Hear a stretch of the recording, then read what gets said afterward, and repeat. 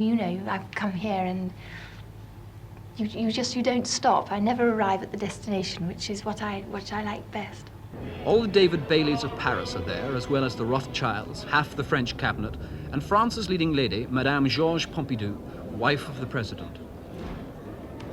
Costumes are halfway between the chic and the avant-garde, and leading the fashion are 18 helmeted officers of the French household cavalry. Programs sell at £4 a time, well within the price range, and all proceeds to cancer research. But the girl who got the most eyes at her entrance wasn't even French at all. She's 23-year-old Jane Birkin, and English to the eyebrows.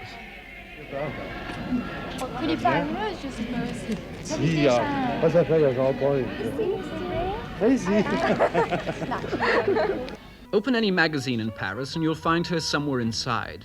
Her features, all fresh-faced and fringed, peer out of 100 covers. Her figure advertises everything from the latest slimline to herself. Only a few months ago, 3 of her films were running simultaneously in the Champs-Élysées. It's a storybook success saga, all the more exotic in that it's happened in another country.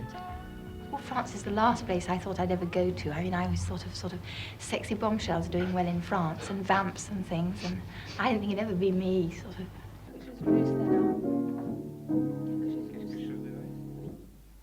The man behind her and beside her is actor-composer Serge Gainsbourg, twice married and former confidant of Brigitte Bardot. He's 41, with a face that reminded one commentator of a badly sewn-together fire hose.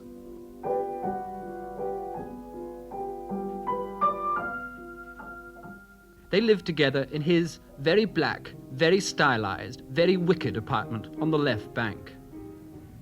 If he was a very young boy, then I think I'd be frightened because of now the success and the sort of the fame and the thing of beautiful girls coming round all the time for songs, you know. I mean, it's all the time they come in asking for songs. I mean, it's no less than you sit down to dinner and somebody says, I've got rather a pretty voice, they tell me, would you? And I suddenly see visions of sort of horrible little piano lessons, you know, so with the scrumptious blonde. And I mean, the only sort of consolation I've got is, oh, well, he's been doing it for a long time now. He's done practically everything. So perhaps he knows more what he wants now. It's not quite so risky as someone who could be sort of carried off with the sort of fame and every new actress, you know. So in a way, it's a bit of a relief. And then other times I get cross because I'm even jealous of the past, let alone the time. But then that's stupid because there's nothing you can do about that. Last Christmas, they were voted Couple of the Year by the columnists. An English lady wrote that to see them together is to believe again every romantic novel ever written.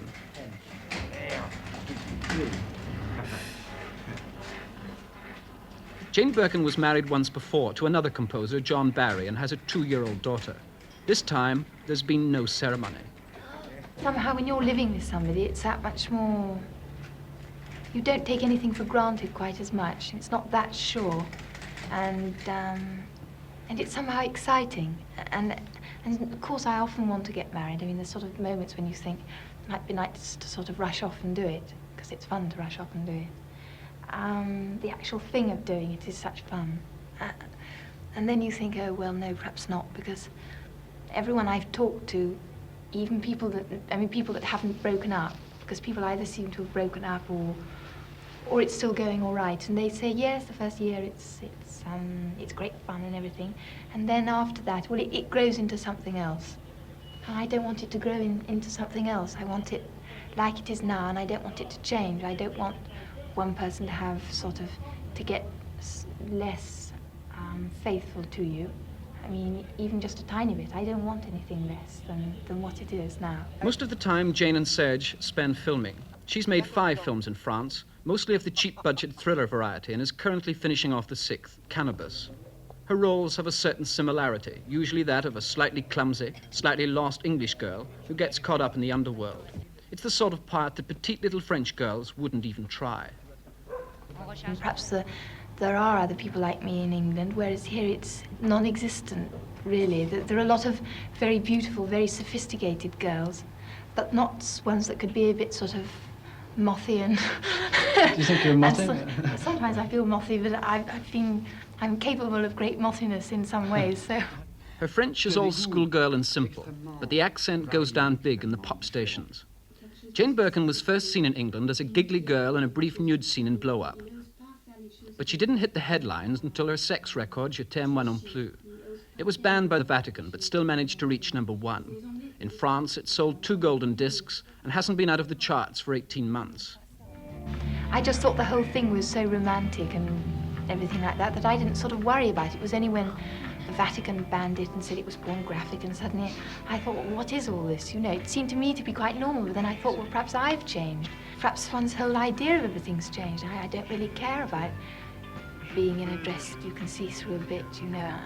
That sort of thing really doesn't worry me anymore. I find lots of other things much more shocking than that. Being a star in Paris gains you entrance to a number of discreet night spots where admission is only by celebrity. Haunts like Chez Regine's, where the clientele ranges from elderly millionaires to Omar Sharif. The fingers of French sophistication are long-reaching. Here, even pop stars have to exude a certain style. But behind the glamour, Jane's nostalgia is across the English Channel. It's nice to speak English, and anyone you meet, you can actually talk to them and things like that. That's lovely, and I'm just very, very English.